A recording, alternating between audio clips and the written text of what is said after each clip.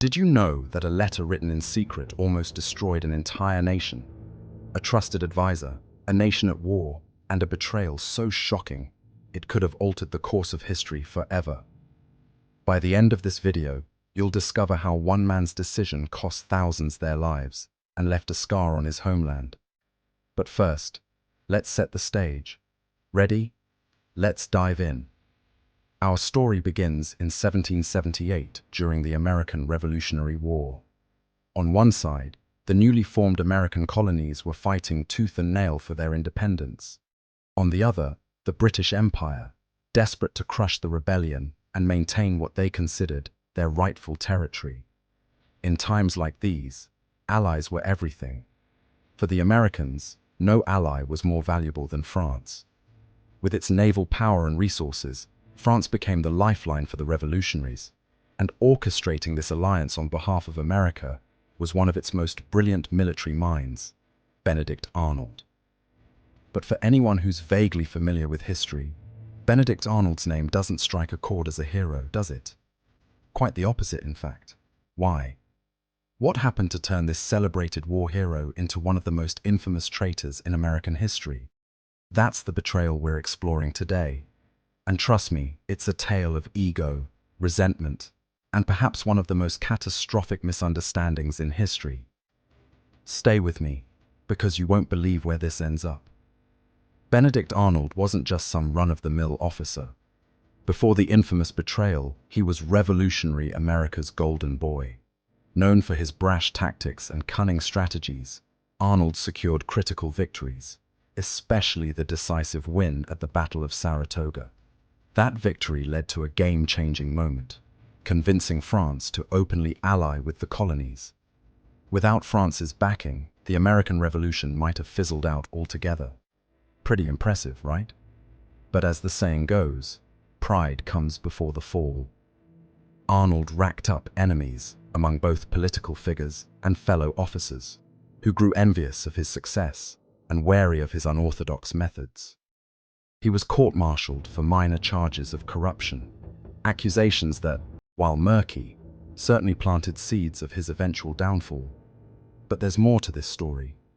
Let me ask, what drives a man to betray everything he fought for? Was it money? Was it power? Or was it something far more personal? Let's dive deeper. Here's where Arnold's motivations take an unexpected turn.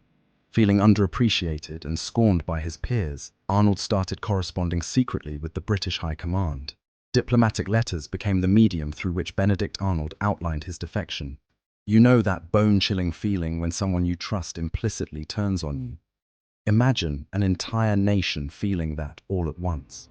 That's what this betrayal was, the most diabolical part of Arnold's plan. He agreed to hand over control of West Point, a strategically critical American fort, to the British.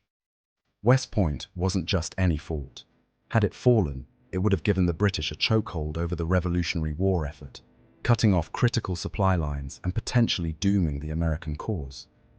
And Arnold didn't plan to give this up for free. He negotiated a hefty reward, £20,000, adjusted for modern inflation, over $1 million. But this is where the story takes an even darker twist. Just as the British forces, led by Major John Andre, were finalizing plans for the West Point handover, an unpredictable event turned the tide. Andre, carrying physical evidence of Arnold's treachery, was captured by American soldiers. When the incriminating papers were discovered, the American leadership, including General George Washington, was stunned. There's this iconic moment where Washington learns of the betrayal and reportedly says, "Whom can we trust now?" It's a sentence etched in anguish and disbelief. Arnold, realizing his plans had been exposed, fled in panic to British-held New York. But here's the twist. Though he escaped immediate punishment, his life as a free man was anything but rewarding. While the British granted him a brigadier general rank and the promised financial reward, Arnold was never really accepted. His former allies hated him, and even his new compatriots distrusted him.